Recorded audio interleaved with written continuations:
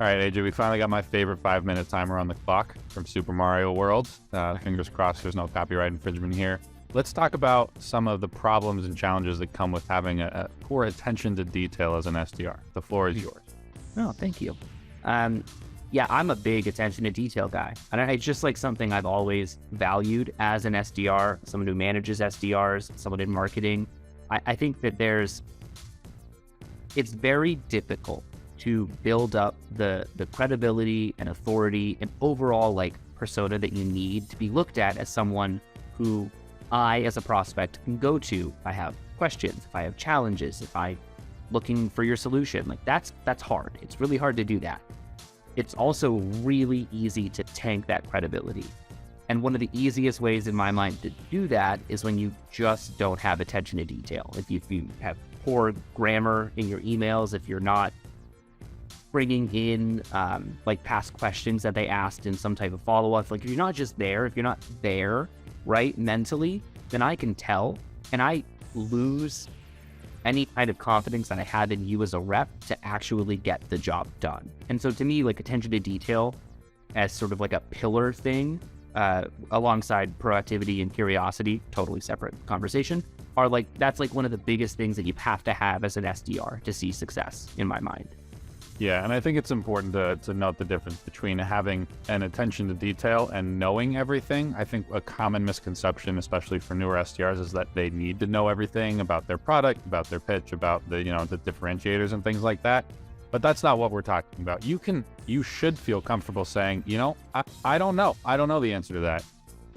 That's fine. As an SDR, you're okay doing that because you have an AE you can lean on. You can actually use that if you position it the right way. You can use that as a way to get a lead, to get a meeting for your AE.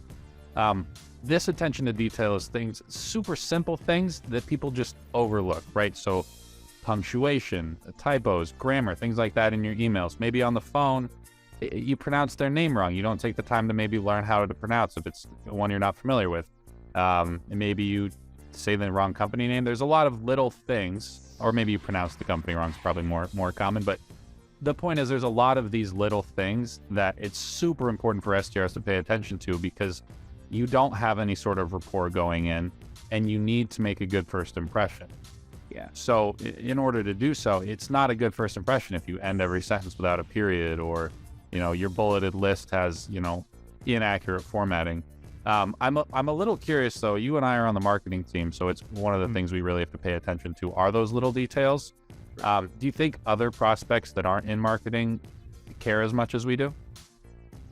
No, I don't think they do. I've seen reps who don't necessarily have like the best formatting or punctuation or whatever, but they still get their point across and they still make it known that what like the value of their solution is and how they can help someone.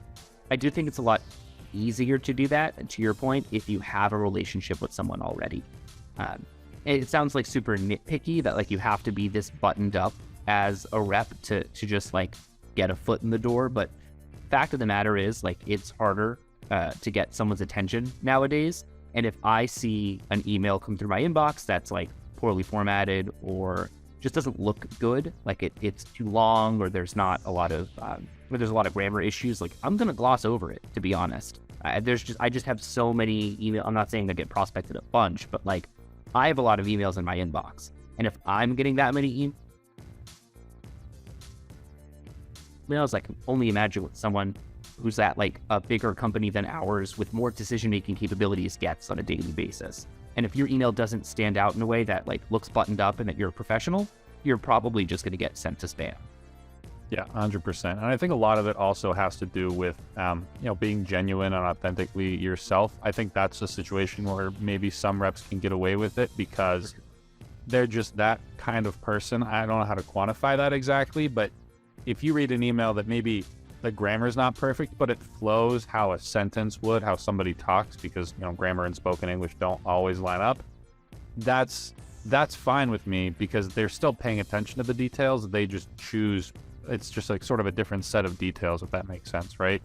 Whereas if it's somebody who's just like, there's like an extra like 4 commas in a sentence, a thing like that, then I'm gonna be like, okay, what's going on here? You definitely could have broken that into 2 sentences. Whereas if it's someone that's just like the flow of conversation runs on a little bit, I'm a little more forgiving. But overall, yeah, I still do really appreciate when it's properly formatted, the grammar's all good and everything like that. It's just easier to read and understand, to be honest. And if you make it hard for me to understand what you're pitching, I'm probably not going to understand it. All right, AJ, 15 seconds. Tell everybody about opt-in. Opt-in, quick 5-ish minute videos, actionable sales development tips, minimal fluff. You can find us on YouTube, on LinkedIn, on our Instagram, and on the website, demanddrive.com. We'll go in 3, 2. Oh, I gotta turn the music off. Yeah. I mean, I'd love to have it, but 5 minutes the timer. I'm thinking maybe we don't want the sounds. Then they'll definitely sue us.